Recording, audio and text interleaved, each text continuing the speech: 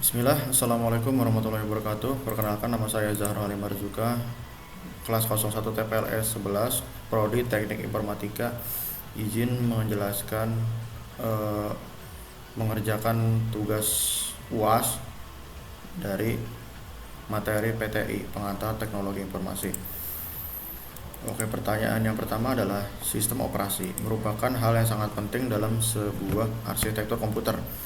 Apa pendapat Anda tentang sistem operasi Linux yang digunakan pada sebuah server? Dan jelaskan tahapan penginstalannya. Oke, pendapat saya, Linux ini kan bersifat open source ya, jadi artinya kode sumbernya dapat diakses dan dimodifikasi oleh siapapun. Nah, ini memungkinkan pengguna untuk mendistribusi Linux yang dioptimalkan untuk server tertentu gitu. Misalnya ada Linux A yang bisa dikhususkan untuk coding gitu, dan ada Linux yang dikhususkan hanya untuk server gitu. Jadi bisa memaksimalkan potensi si OS tersebut gitu. Eh, Pendapat saya yang kedua adalah keuntungan dari Linux ini kan gratis ya, sudah jelas. Ini membantu organisasi, perusahaan atau individu dapat mengurangi cost biaya perangkatnya untuk infrastruktur server mereka gitu. Baik OS yang sudah gratis, aplikasi di dalamnya pun gratis semua gitu. Jadi si Linux ini juga memiliki komunitas pengguna yang besar gitu. Ini kan eh, memungkinkan bagi seorang organisasi atau perusahaan individu dalam menghadapi masalah yang serupa gitu. Jadi mereka tuh bisa nanya ke forum online atau dokumentasi yang luas gitu. Itu sih menurut saya. Tahapan penginstalannya adalah yang pertama tuh kita install dulu yang namanya VirtualBox. Ini aplikasi untuk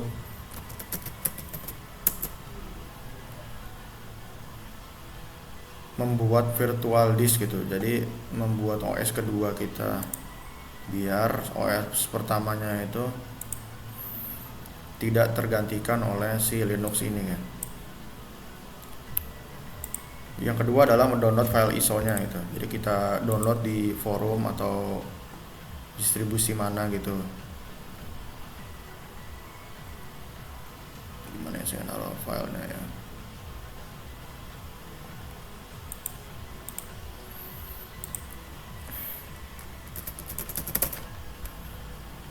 Kemudian kita buat namanya, pilih partisi dari ISO-nya. Ini bisa kita download di Google atau tempat-tempat lain, atau dari kaset pun bisa. Kemudian kita pencet next, kita biarkan default saja. Nah, ini untuk hardware-nya yang mau kita sisipkan ke sana, kita alokasikan untuk OS kedua kita. Ini RAM-nya 2 GB aja, prosesor single core aja kita alokasikan. Nah, ini buat virtualisasi disk agar hard disk kita itu tidak ke overwrite oleh sistem operasi Linux ini ya. Kemudian kita pencet next, lalu finish. Nah, nanti programnya akan berjalan dan mencoba menginstal si Ubuntu-nya ini. Kita tunggu sebentar.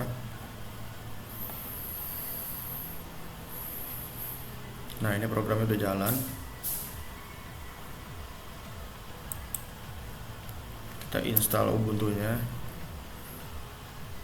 Dan udah deh, kita tunggu si VirtualBox ini menginstal Ubuntu di Windows kita gitu. Ini tidak menyapu bersih penyimpanan kita, hanya membuat alokasi disk terpisah gitu partisinya. Sambil menunggu, saya akan melanjutkan untuk menjelaskan nomor 2. Oke, berbicara tentang database, bagaimana implementasi database dapat memengaruhi skala dan kinerja suatu organisasi. Database yang dirancang dengan baik itu dapat dengan mudah disesuaikan ya dengan pertumbuhan organisasi, dan implementasi yang baik seperti faktor dari peningkatannya data, jumlah pengguna, dan permintaan transaksi dari si user-user gitu. Selain itu, desain dan implementasi database juga dapat mempengaruhi efisiensi dalam meningkatkan kinerja si program itu secara keseluruhan gitu, termasuk pengoptimalan struktur tabel, tuning query, caching, dan penggunaan memori yang dapat lebih efisien gitu. Selain itu, desain dan implementasi database itu harus mengutamakan dan memperhatikan keamanan datanya ya, dari perlindungan terhadap akses tidak sah, enkripsi data-data yang sensitif ya itu wajib, dan manajemen atau membatasi hak akses untuk user A tidak baik masuk ke jadi admin gitu kan, nggak boleh. Kemudian melindungi regulasi privasi yang merupakan ketentuan hukum ya, privasi orang gitu, jadi harus dienkripsi itu, yang merupakan komponen kunci dalam memastikan data tetap aman dan terlindungi. Mungkin itu aja sih nomor 2. Kemudian nomor 3 adalah apa tantangan yang mungkin muncul dalam skalabilitas database saat organisasi berkembang. Skalabilitas database bisa menjadi tantangan yang kompleks ya, seperti kinerjanya itu menurun gitu kalau udah scaling lama si aplikasi ini gitu, ketika jumlah datanya sudah banyak dan permintaannya pengguna meningkat ke database itu, maka kinerja database itu dapat melambat dan menurun. Perubahan struktur data atau query yang tidak dapat dioptimalkan menyebabkan penurunan kinerja. Selain itu ada ketersediaannya untuk maintenance atau downtime ketika melakukan peningkatan atau perubahan skala yang signifikan gitu kan, soalnya beberapa aplikasi memang perlu maintenance gitu ya, enhancement setiap minggu atau setiap beberapa bulan sekali gitu, jadi perlu dimigrasi dulu datanya. Nah ini itu dapat mengganggu yang migrasi data ini, dapat merubahkan konfigurasi. Kemudian skalabilitas sering datang dengan biaya tambahan ya, sudah pasti ya, kalau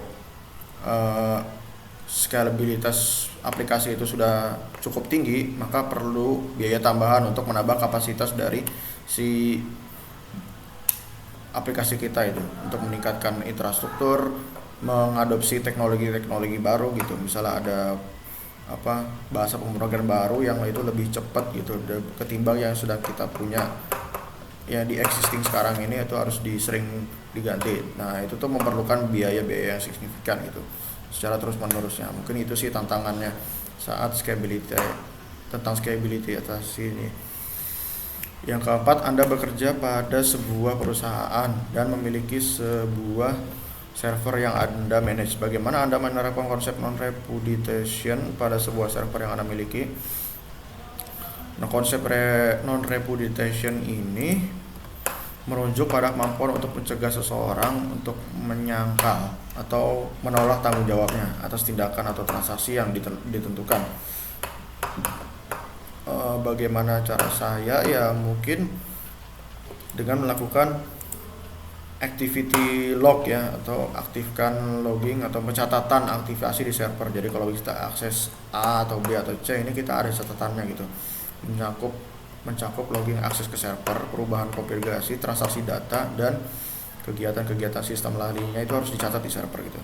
Selanjutnya adalah yang udah pasti enkripsi data. Jadi memastikan data-data sensitif yang penting itu dienkripsi semua tanpa kecuali, dan memastikan enkripsi data itu kuat gitu. Jadi informasi disimpan oleh orang yang tidak berwenang itu tidak akan tahu gitu. Jadi data tersebut tetap terlindungi.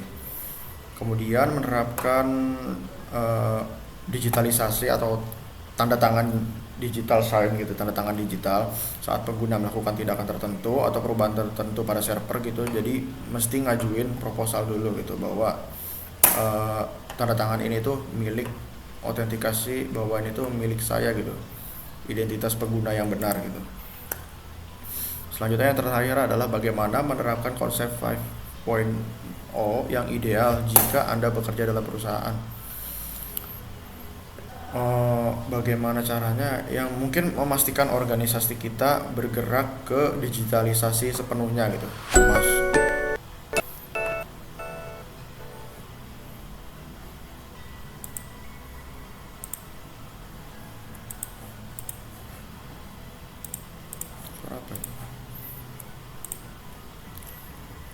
Memastikan organisasi kita bergerak ke digitalisasi yang sepenuhnya gitu, termasuk mengoptimalkan proses internalnya menggunakan teknologi AI atau artificial intelligence.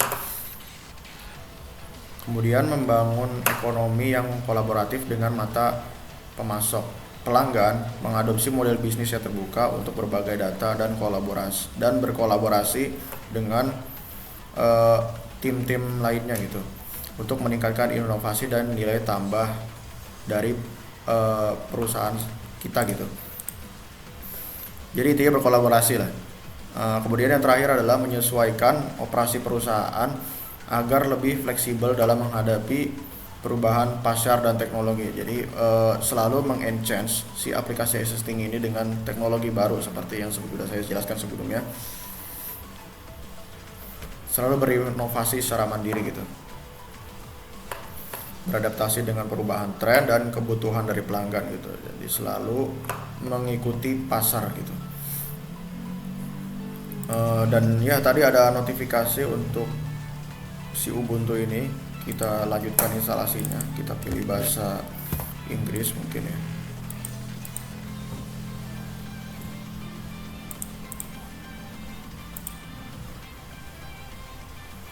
Kita install.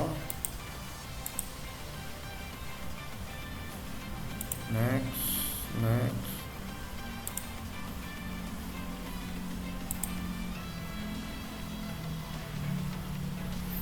Kita installnya default aja Ubuntunya.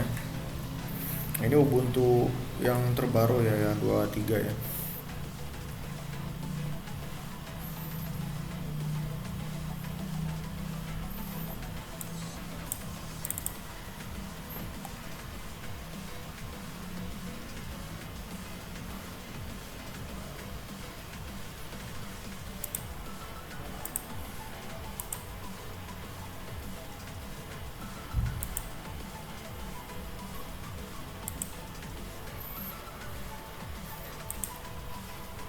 Kita pilih waktu time-nya.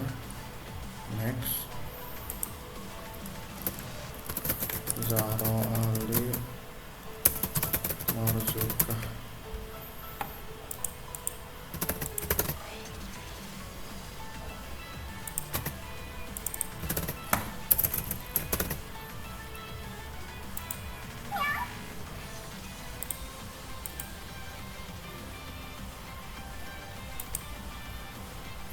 Kita pilih temanya, kemudian kita next saja.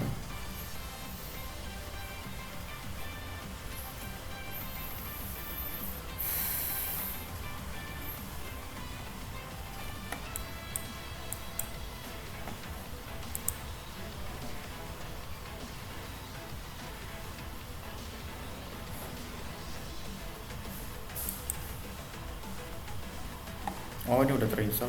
Terus ini apa?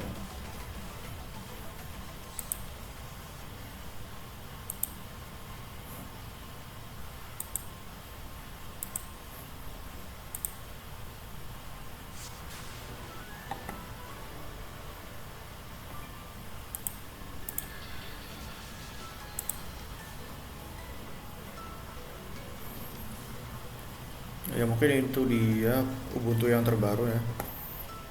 Ada instalasi lagi setelah instalasi. Saya juga bingung.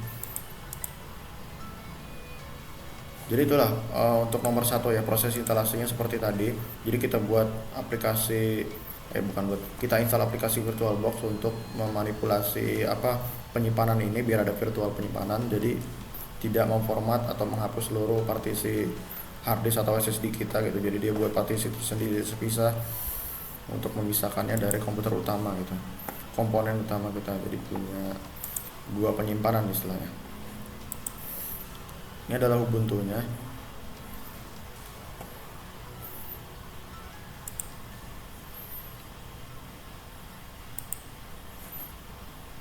Sudah bisa masuk ke file manager. Kalau masih agak nge-lag. Ya mungkin itu saja dari saya, Zahra Ali Marzuka, untuk ujian akhir semester ganjil. Sekian dari saya. Wassalamualaikum warahmatullahi wabarakatuh.